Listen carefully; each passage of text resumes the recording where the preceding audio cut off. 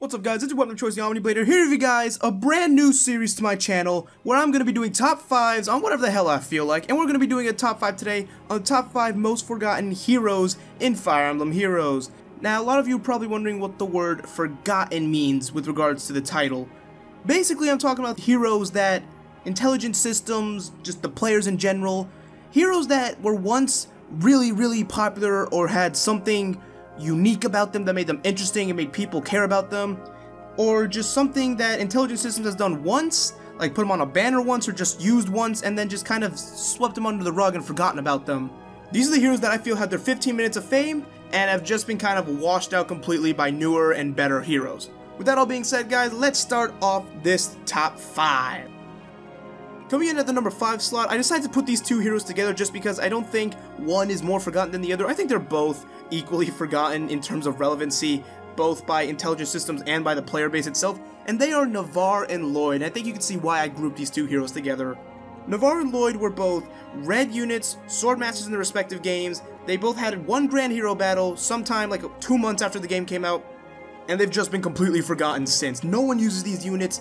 Intelligent Systems hasn't re-released their grand hero battles like they've done with Narshan or Female Robin. They haven't done anything like that at all. And I think when you see their stats, it's pretty clear why.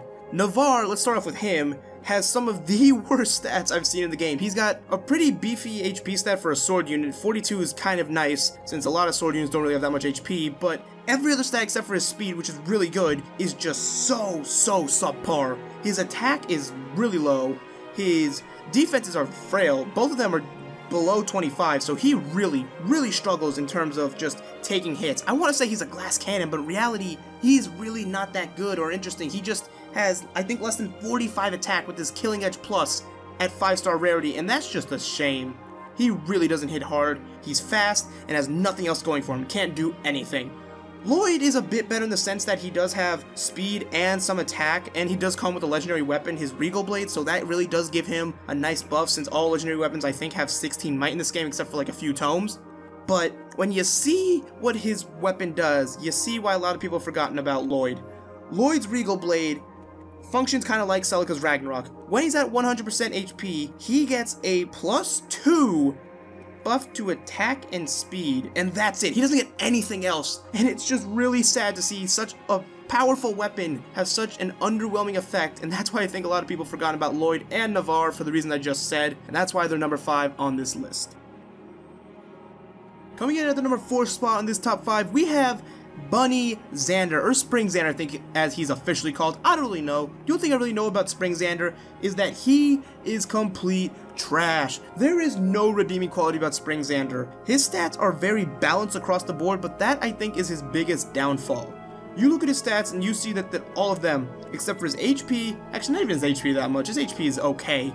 His defense is like his only real good stat at 35, otherwise everything else, attack is as low as Selena's, and I know that he's a horse unit, so it's not really a fair comparison. He can't get home cavalry buffed, but 25 attack is not good. It's not good enough on Olwen. It ain't good enough for Xander. His speed is low, coming in at 28, so he can't even be fast enough to make up for his low attack by doubling things. No, he's just gonna get doubled by everything else himself, and his res makes him an easy target for green mages and other things like Reinhardt, because Reinhardt always runs Lancebreaker.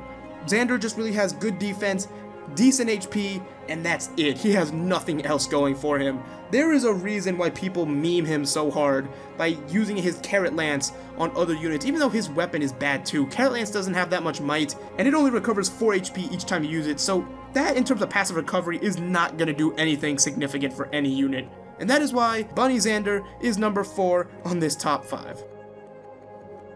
Coming in at the number 3 spot, we have McAllister. McAllister suffers from the same things that Navarre and Lloyd suffer from, and that is the fact that he had one grand hero battle way back in the beginning. I think he was the 4th one released by Intelligent Systems, I could be wrong though, and we have not seen it since. Now I think there's 2 reasons why Intelligent Systems is withholding McAllister from us. The first off is his A-slot skill, which is unique to him, and that is IOT Shield. IOT Shield basically negates any weaknesses flyers could have, so archers do not deal effective damage if you have that A-slot skill. And I think Intelligent Systems is kind of like, oh, this A-slot skill is really good, so we should just keep it and make sure people don't abuse the skill or anything like that. But the issue is that skills that negate your weaknesses don't really have that much of an effect on the meta. No one uses Canvas's Grani Shield, no one uses Sheena's Sylvan Shield, no one would use IOT Shield except for like the odd set out there that's like, oh yeah, you might as well use this A-slot skill because you have nothing better.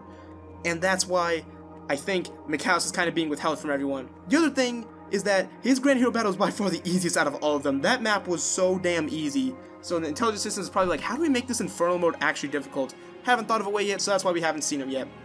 In terms of his stats, he's probably one of the better units on this list, admittedly, but he does fall short because of his horrible speed. His speed is 26, and while he's got 43 HP, 34 attack, and 35 defense, that doesn't really mean anything at the end of the day if you get doubled by everything and their mother.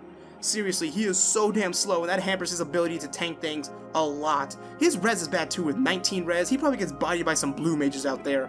McAllister isn't a bad unit, but it's just that nothing really works well for him, and the fact that he's been power crept out, especially by Minerva, who is still definitely a dominant threat, really shows that he's been forgotten by a lot of people. And that's why he's number 3 on this list. Coming in at the number 2 slot, we finally get into Colorless Hell as we look at Jafar. Jafar has had 2 banners in which he is featured in. One of them was the first banner he was in. It was one of those giant 6-person banners. I'm so glad they never did those again. And I think he was the only colorless. No, he was the only dagger unit on that banner, but there were like 3 healers on that banner, and it was absurd. That was horrible trying to get him. And then he was on the Life and Death banner recently, and that's it. The main reason a lot of people forget about Jafar is the fact that he's a dagger unit, and that in and of itself makes him garbage.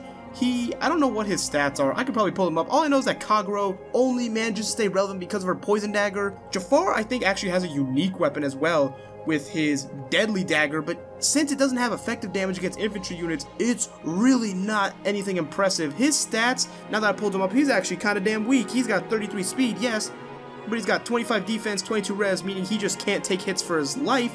Doesn't matter if you got that 41 HP, buddy. You can't take any hits. Especially since you only got 26 attack, combine that with your deathly dagger, you're not going to be doing any type of damage with him. Jafar, it's kind of disappointing that he's such an underpowered unit because Jafar was a monster in FE7. When this man showed up, you knew you were going to do some damage with him. He was going to go in with killing edges and destroy everything with Silencer, but no.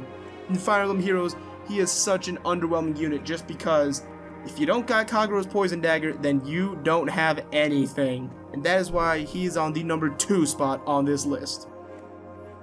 Coming in at the number 1 spot, we stand in Colorless Hell as we have a unit that I think is probably going to confuse a bit of people. We have the pineapple himself, the man that doesn't belong on pizza, Takumi. Takumi, I think, is the best example of a forgotten hero in this game because of the fact that he has been power crept out to hell. Everyone and their mother, their grandmother, their deceased in the grave were talking about Takumi and how he's so broken or overpowered. I never had any problems with Takumi because day one, I was like, yo, my boy Robin, he came through, he countered Takumi. And now that Raven Tomes are a bit more prominent, it's kind of nice seeing that we have more units like Robin getting appreciation because of their ability to counter archers. But even still, in the beginning, everyone was complaining about Takumi because of his close defense skill and saying, oh, he's busted, he is so damn powerful. In reality, we have real monsters now in Bride Cordelia and Brave Lynn that just are better units than him overall because they have more attack and speed.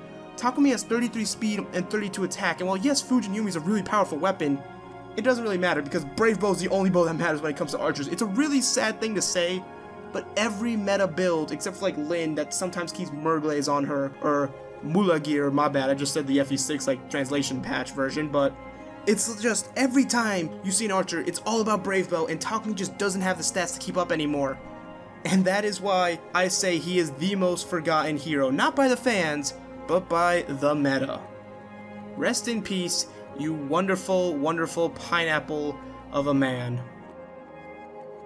And that is going to be my top 5 for this video. Let me know what your guys' top 5 is in the comment section down below, since I know there has got to be at least 99% of you that do not agree with me. Maybe you agree with me on the number 1. I don't know. Let me know your thoughts in the comment section down below, and hopefully I can make this a weekly series for you guys. Probably not next week since I got exams coming down on me, but next time I'm going to do one of these top 5s. It is going to be my top 5 Lance units in this game because I love Lance units, I love blue units, and I think they deserve some more appreciation. They need that extra clout.